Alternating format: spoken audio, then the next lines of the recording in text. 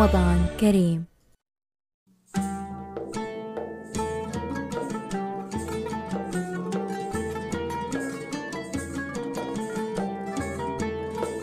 السلام عليكم البنات، رمضان مبارك سعيد. ان شاء الله نلقاكم هذا الفيديو في تمام الصحه والعافيه. كي شفتوا معايا جبت لكم اليوم طبق جديد ديال الكنافه اقتصاديه، ما فيها لا لوز، ما فيها لا بيستاج، فيها غير كاوكاو صراحه، ولكن كتجي بنينه بزاف بزاف بزاف. تابعوا معايا الطريقه كيفاش صايبت هذه الكنافه. صايبتها بواحد الطريقه سهله بزاف بزاف. بسم الله على بركه الله. نبداو بالمكونات ديالها. انا درت هنايا نص كيلو ديال الكنافه. حاولوا انكم تاخذوهم عند شي واحد اللي تيبيعها تكون طريه جديده شويه. وهنايا خديت تقريبا شي 2 معالق كبار عامرين ديال الزبده، ماشي بزاف الزبده كيشرا درت شويه، ونص كاس ما كاملش نص كاس ديال الزيت. يعني راه كاين اللي تياخذ الكنافه تيغرقها بالزيت والزبده ماشي بالضروره، راه كتجي بنينه بلا ما نغرقوها لا زيت لا زبده، كنديروا غير شي شويه، المهم ماشي بزاف بزاف. هنا درت نص كاس ديال الزيت، وهنا درت تقريبا 2 معالق كبارين عامرين ديال الزبده، يعني تقريبا غيكونوا كاس ما عامرش بينهم بجوجهم، بين الزيت والزبده كاس ما عامرش. من بعد كناخذ ديك الكنافه وتنحاول نفكها بلا ما نقطعها، حيت كاينين بزاف الناس تيقطعوها. انا قلت بلاش بلا ما نقطعوها، نخليوها بحال هكا، يعني الشكل ديالها تيكون هكا شعيرات طوالين تيجيو زوينين صراحه. انا خليتها هكاك. بالنسبه للزبده اللي ذوبنا مع الزيت، هذاك الفراره الفوقانيه تنحيدوها، والحليب اللي تيبقى لتحت ما نديروش. يعني حاولوا انكم ما ديروش باش تحافظوا على القرمشه في هذه الكنافه هذه. المهم هنا راه كي غتشوفوا معايا غنصب الزبده مع الزيت، وغنخلي واحد شي شويه، داك شي شويه فيه الحليب، ما غاديش نزيد نصب معاه، ونخليه نكتفي غير بداكشي اللي حطيت صافي.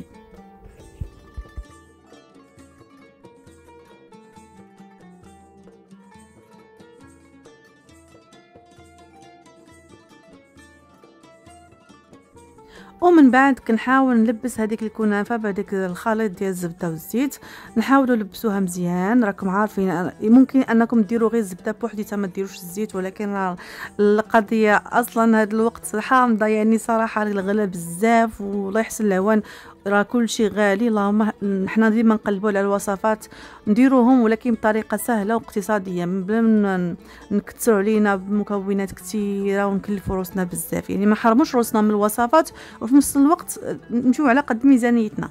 المهم هنايا البنات درت هذا المول هذا، ممكن ديروا مول دائري، يعني الا ما عندكش هذا المول ديري مول دائري عادي، راه حتى هو كتجي فيه زوينه وكيبقى لك التزيين، انت كتزيني بالطريقه باش ما بغيتي. انا هذا المول هذا درته. بالنسبه لديك الزبده والزيت اللي درت راه حيت منهم واحد شي شويه، وهو باش دهنت هذا المول هذا كي شفتوا راه بقاو في دوك التقيبات بقى فيه هذيك الزبده مع الزيت. المهم تنحاول نلبس ديك الكنافه، نلبسها المول مزيان في المول كامل. المهم كي شفتوا كنحاولوا نلبسوا داك الكنافه في هذاك المول مزيان. انا تنضغط عليه هكا وتلبس، وتنخليه نص الكميه، ما تنديرش كلشي، ضروري خصني نخليه باش ندير الطبقه الثانيه. المهم بالنسبه للكاوكاو شنو درت فيه؟ هنا كاوكاو خديته حمرته في الفران، طحنته، يعني طحنته نيلته ماشي هرمشته، نيلته مزيان. هنا غندير فيه شويه ديال المسكه الحره، درتها مع شي معلقه صغيره ديال السكر، ودهنت ودرتهم طحنتها زعما كيمشي معلقه. ومن بعد غنضيف لها معلقه كبيره ديال القرفه. تيبقى لكم نتوما على حسب الذوق ديالكم، كاين اللي ما تيبغيش القرفه في الكنافه، كاين اللي ما تيبغيش. المهم انا درت على حسب العقده ديال كاوكاو، بحال غنصايب كاوكاو ديال البريوات المهم صراحه جات زوينه. وهاد النقطه هذه البنات بالنسبه للروح ديال اللوز هذا اختياري، يمكن ديروه ممكن ما ديروش. انا قلت نديرو علاش؟ باش تعطيني واحد شويه النكهه، زعما راني تناكل كنافه ديال اللوز انتو هادشي علاش. ما تكثروش، ديروا غير شويه والا غتجيكم حاره، غير شي نقيطات هكا شويه قلالين صافي. ومن بعد البنات غنضيفوا تقريبا شي 2 معالق ولا 3 ديال الزبده دايبه، درت ليها الزبده دايبه. وهنا غنضيف ليها شويه ديال المزهر نتوما واش تعجبكم. انا هنا ضفت شحال من معلقه، 1 2 3 المعالق. المهم كتضيفوا الكميه اللي بغيتو ديال المزهر، غير باش كتجمعوا هذا الخليط، حقاش انا خصني هاد العقده ديال الكاوكاو خصها تجيني مالكه. انا نقول لكم علاش، لحقاش بغيت ندير كويرات. وبالنسبه للتحليه ديال هاد العقده الكاوكاو، يعني انا ما تعجبنيش تجي مسوسه بزاف، يعني خصها تجي حقيقه. انا ما نديرش الحلاوه بزاف في الكنافه. هنا درت في العسل، ممكن ديروا العسل، الا ما كانش عندكم العسل ممكن ديروا كونفيتور ديال المشماش حتى هو تيجي زوين.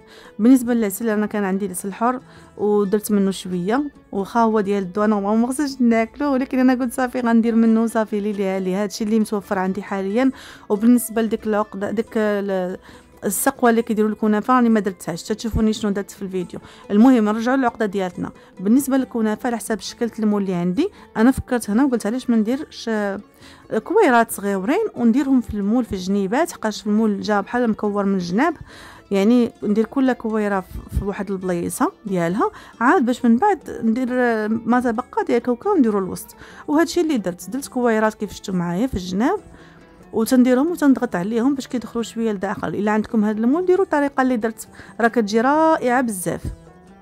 ومن بعد كنحاول نضغط عليهم شويه بيديا كي شفتوا، كنضغطوا عليهم باش يشدوا بلاصتهم. وضروري تكونوا دايرين كميه كافيه ديال الكنافه، الا غيقيس لكم كاوكاو داك المول ولا الطاوه ديالتكم وغادي تحرق. يعني من الاحسن تكون الكنافه من تحت مزيانه، كميه وفيره مزيانه زعما كاين، باش الكميه من الفوق ماشي مشكل. المهم ما تبقى ليا من كاوكاو البنات كي شفتوا معايا تنديروه في الوسط. غنديرو في الوسط لحقاش في الوسط ما درتش كاوكاو، درتو غير في الجناب. هنا غنحاول نسرحو، ومن بعد غنسدو بالكميه اللي بقات ليا ديال الكنافه. وهنايا فين غنبقى نضغط، انا تنسد نضغط باش تشد لا فورم ديالها، وهكا تضغط مع بعضياتها.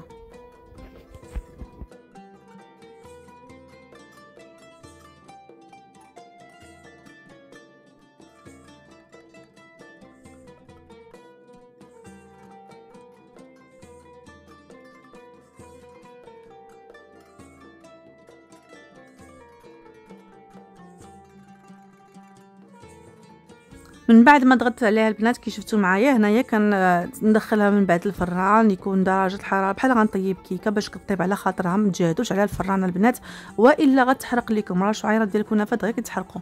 وبالنسبه للعسل انا هنايا كيف قلت لكم كان عندي شويه ديال العسل، ضفت ليه شويه ديال المزهر. هذا المزهر كيعطي واحد النسمه زوينه، ومنين خرجت الكنافه وهي باقا سخونه سقيتها بالعسل. بالنسبه للسقوه البنات ماشي بالضروره تغرقوها عسولات، راها كتجي حلوه، يعني كديروها الكميه اللي كتبان لكم مزيانه.